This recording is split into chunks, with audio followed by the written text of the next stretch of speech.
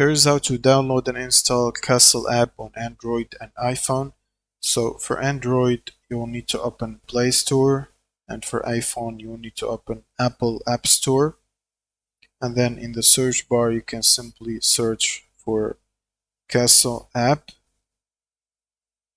and then press search button. And now you can scroll down and click on the Castle app, which looks like this. Click on the install button and then wait for it to download and install the app.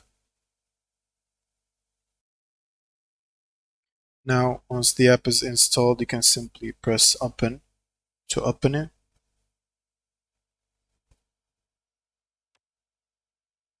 And then you can use the app as any other app. And that's about it. Thank you guys for watching and subscribe.